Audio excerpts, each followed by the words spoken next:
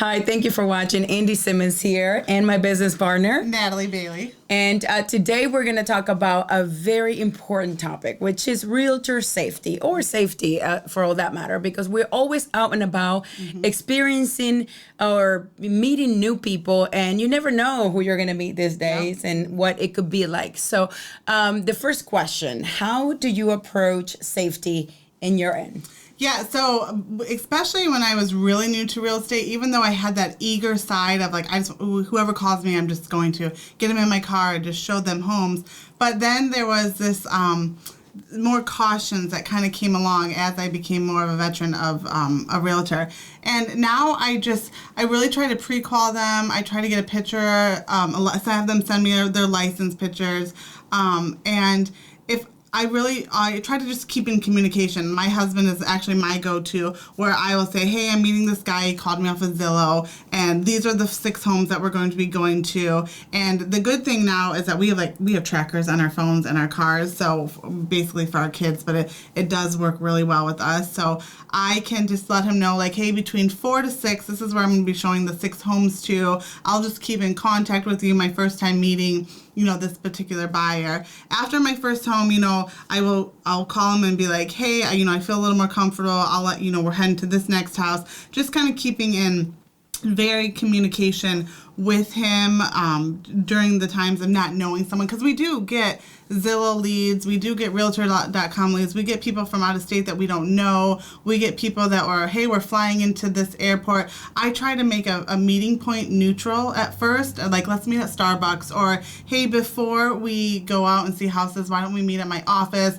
There's coffee there, I can introduce myself, I want to go over these homes with you in detail on the internet before we go and visit these homes, just to kind of get them and me comfortable. And I'm sure the buyers meeting me for the first time, it's a little nerve-wracking on both ends. So just to kind of make it all more comfortable for everyone, meeting at a more of a place of public location. It's better than just getting in the car and meeting at, especially if it's a vacant home. That is terrifying for sometimes to meet someone that you haven't met, at a vacant home. Yeah, I totally agree. And to piggyback into everything that you just said, because those are all important topics, I feel like buyers that are real buyers are going to, want to feel safe and for you to feel safe. So they are not going to mind sharing, and they should share their approvals, their driver's license if you never met them and you're meeting them at the house. But like you said, the best idea always is to meet them at the office, public location, somewhere first for you to get a vibe, especially if you're meeting somebody by themselves instead of a family. But you never know, even families. I mean, there's a lot of crazies out there. And the majority of the people, I want to say, are good people. Yes. The majority, 99.9% of the people have, good intentions, good heart. But then you also have to be careful for the exception to that rule. And not that we want to live in fear, never. We never want to be, the ones that, I'm afraid of meeting new people. No. We want to, serve our communities and serve people. That's what we do. But we just have to be very careful about it. And like my husband and I and our broker, we actually have kind of a safety word that at any time we can call, and if we say a specific phrase that makes sense, and it does, it correlates with what we're doing, everyone will know that this is a situation where I'm scared, I don't feel comfortable, I can't get myself out of it. And so I have that with my husband and my broker. I know I can call at any time to my broker and say the safety phrase, and it's one of those things that like just makes you feel one more step of like, because we are going into some blind situations, and sometimes, the world is scary. Even hosting open houses, it is a very, which was going to be my next point. Great minds think alike. But yeah, even hosting open houses, I try to make all the flyers that people know that I am hosting open house. It's one of two things. It's good because the public knows that this is an open house, but it's also, it can people that I don't know, and I cannot basically meet them in a public space. They're walking into the house, so you just have to be on edge, on alert at all times. Absolutely. So let's talk about open houses. I used to do a lot of open houses. Now I just do brokers open. Yep. And the reason I do brokers open is because I feel like a buyer, when he's serious, is going to hire a realtor to go out and look at homes. Nobody's just randomly looking at homes anymore, especially in this market, right? You can't. They're gone so fast. Exactly. So brokers open, higher end homes definitely want to, advertise the home and put it out there, and then have those realtors bring buyers. Yep. So I don't do quite, open houses anymore. But back then when I did, because I did a lot of them, I remember that one of the things that sometimes did is bring a partner. Like, I remember, we doing open houses together, or if it's in an area that you're not comfortable with, or that you're, not familiar with, or anything that, you might feel a little bit more on alert, bring a partner. But another thing you can do if you're going to do an open house by yourself is let the neighbors know. So go next door, invite the neighbors, let them know there is an open house. So the more people that know what you're doing, the safer you are, and the less chances there are that some creep is going to come in there. And I like the partner situation too, because just like when you list a home, you always let them know that like a realtor will be with the buyers at all times. But people they get curious, and some things happen, and with an open house you have 7 or 8 families coming in. Even though you're trying to watch, and you warn the sellers like anything valuable to take and hide, and it's the world we live in. It's nice to have a partner that can really watch everyone in that home, because we are still trying to sell this house, and we still have an obligation to the sellers to make their house safe and protective. Correct, 100%. I went into a not open house, but it was so many showings that it turned out almost like an open house. It was like 8 showings at the time, and everybody was all over the place, and people were talking, and it felt like an open house situation. And you bring up a very good point. Having a partner there will help you not just attend to all those people, answer questions to all those people, but also watch the house a little bit better.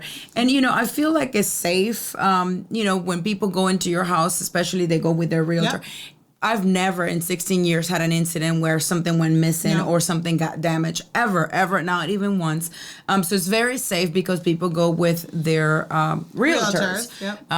But occasionally we have heard of the, not personally, but, on media and stuff, we have heard of those situations where a realtor was attacked on an open house. So you have to be in alert, just to be safe and protect yourself, because safety comes first. For sure. Is there anything else that you might think of that we didn't cover on open houses or safety? No. Well, I do want to add, just as a general rule, we are so busy and sometimes distracted. You forget to check your surroundings almost because you're going 100 miles an hour. I do that. I go 100 miles an hour and forget. And I don't rarely go to, bad areas. I don't, do that. But, the world is changing at a rapid pace. And I feel like we have to be aware of our surroundings no matter what, whether you're doing an open house or not. Have to be aware of our surroundings and to not get you into sticky situations where you can't get yourself out of. Yeah. You just have to have like a good plan. I mean, our phone numbers are out there. We advertise our phone numbers on our business cards. I advertise my phone numbers out on my open house signs. Our phone numbers are out because I want people to be able to contact you, but there's also a scarier side of that anyone has my number at any time. And you just have to, take the extra steps and really just secure yourself and secure your belongings and make sure that you don't put yourself, if you don't feel safe. I've actually had this where I just felt like this wasn't the situation. The guy didn't want to meet me in a public place. He wanted to see all vacant lands. I just chose, I'm not working with this buyer. And it kills me to do that. But if you don't feel safe, it is okay to say like, I just can't work with you. It just doesn't work. If you can't accommodate to meet me here, or, just take for my safety, then it's not worth working with that buyer or seller. 100%. Really.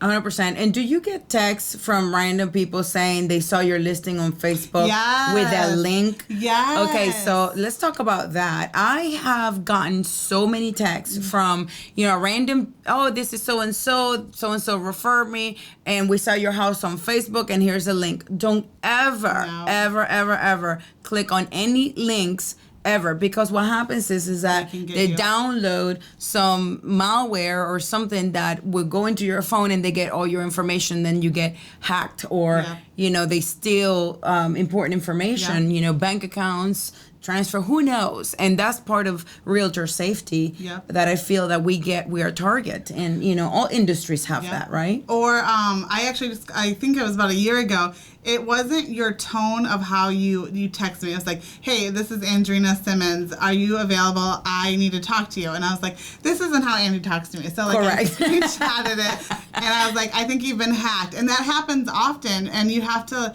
know your audience. You have to know, like, I happen to know Andy very well, so I was like, this is not the Andy that I know. She doesn't address herself Andrina Simmons. So, but she gets that's her name on Facebook. So that's how easy it is for us to become easy targets. And I have actually, now that you've mentioned that, I've gotten impersonated. Some other random people that are trying to be me, they steal my pictures from my Instagram and make other pages. So now that's happened to me 5 different times. And people that actually know me send me those screenshots of those pages that are out there, and I try to report them, but there's random people trying to be me. And what's your alternative? It's our job to get our names out there, to market ourselves, and the biggest platforms are Facebook, Instagram, Pinterest, and so now TikTok. Have you made TikToks yet?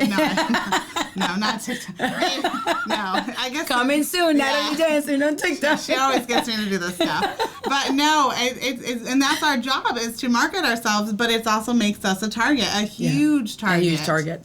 Yeah, and you have to be definitely diligent and careful out there with everything that's going on in this world. Yeah. Reels, you could start doing reels too. Yeah, that's right up your alley. So thank you guys for watching and joining us in another episode, and stay tuned for more. We're always going to try to make this fun and educational for you, and thanks again. Have a great day.